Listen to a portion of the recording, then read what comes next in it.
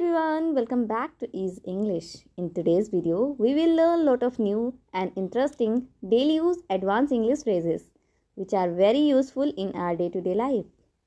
To be a fluent speaker, you have to watch the whole video and do practice with me. Guys, this is Vani Yadav and you're watching the channel Ease English. Before going to start the video, I request you all, if you are new in the channel, then do subscribe to the channel. And if you are already a subscriber, then hit the like button and share the video as much as possible.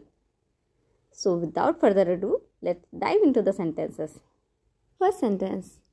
मैं जो भी खर्च करती हूँ उसका हिसाब रखती हूँ. इंग्लिश में बोलेंगे I keep a record of everything I spend. I keep a record of everything I spend. For example, आप एक वर्किंग वूमन हो तो क्या होता है, वर्किंग वूमन हो या हाउस वाइफ हो, कुछ लोगों की हैबिट होती है कि वो जितना ही खर्च करती हैं उन सबका पूरा हिसाब रखती हैं लिख के, ताकि कभी उनसे कोई पूछे तो वो बता सकें. अगर आप भी उनमें से हो और ये कहना चाहते हो कि मैं जो भी खर्च करती हूँ उसका हिसाब रखती हूँ, तो आप कहिए I keep a record of everything I spend. Next sentence. तुम आगे आगे बोलते हो. इंग्लिश में कहेंगे you speak out of turn. Use out of turn क्या होता है कि क्लास में कुछ ऐसे बच्चे होते हैं, जब आप कोई चैप्टर पढ़ा रहे हो या कुछ भी कर रहे हो तो वो ना 2 कदम आगे ही रहेंगे सभी बच्चों से. तो आप अक्सर उन्हें टोक भी देते हो कि तुम हमेशा आगे आगे ही बोलते रहते हो. आप उनको कहिए you speak out of turn. Next sentence. दरवाजे से मत खेलो वरना हाथ आ जाएगा. इंग्लिश में बोलेंगे don't play with the door और you will squeeze your hand. Don't play with the door or you will squeeze your hand. अक्सर क्या होता है, जो छोटे बच्चे होते हैं वो गेट के साथ बहुत खेलते हैं, दरवाजे को इधर उधर हमेशा करते रहते हैं और कभी कभी गलती से वो ध्यान नहीं देते तो उनका हाथ दरवाजे के बीच आ जाता है और वो दब जाता है तो उन्हें चोट लग जाती है. तो अगर आप भी किसी बच्चे को अवेयर करना चाह रहे हो कि दरवाजे से मत खेलो वरना हाथ में चोट लग जाएगी, हाथ आ जाएगा उसमें, तो आप इंग्लिश में कहिए don't play with the door और you will squeeze your hand. Next sentence. शायद मैं कुछ ज़्यादा ही मांग रहा हूँ. इंग्लिश में बोलेंगे perhaps I am asking too much. Perhaps I am asking too much. For example, आपका कोई फ्रेंड है, आपसे कोई चीज़ मांग रहा है, आपने उसे मना कर दिया, तो वो आपको इमोशनली ब्लैकमेल करता है और कहता है हाँ मत दो, शायद मैं कुछ ज़्यादा ही मांग रहा हूँ. ऐसे करके अगर उसे बोलना है तो वो कह सकता है perhaps I am asking too much. Next sentence. वो काफ़ी दूर है, चलो बस कर लेते हैं. इंग्लिश में बोलेंगे that's too far, let's take the bus. That's too far, let's take the bus. For example, आप लोग कहीं विज़िट करने गए हो, कहीं घूमने गए हो, तो आपको पता चला कि एक पास में ही ना कोई एक फेयर लगा हुआ है या फिर कोई और बढ़िया अच्छी चीज़ है, चलो उसको देखाते हैं.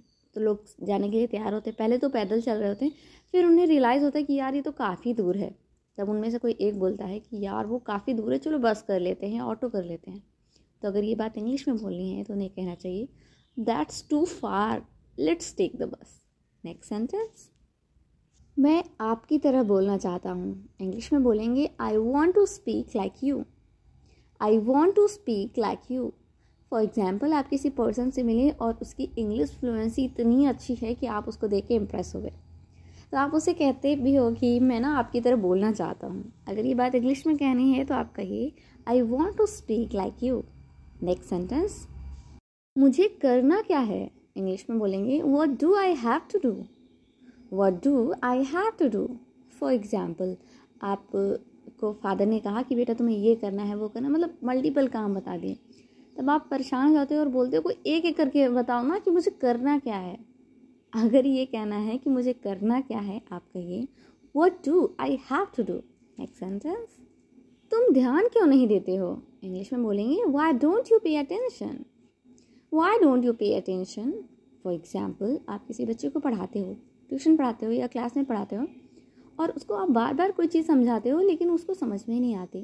तो एक दिन आप उससे पूछते हो बेटा तुम ध्यान क्यों नहीं देते हो, तुम्हें समझ में आया लेकिन तुम सुनते ही नहीं हो.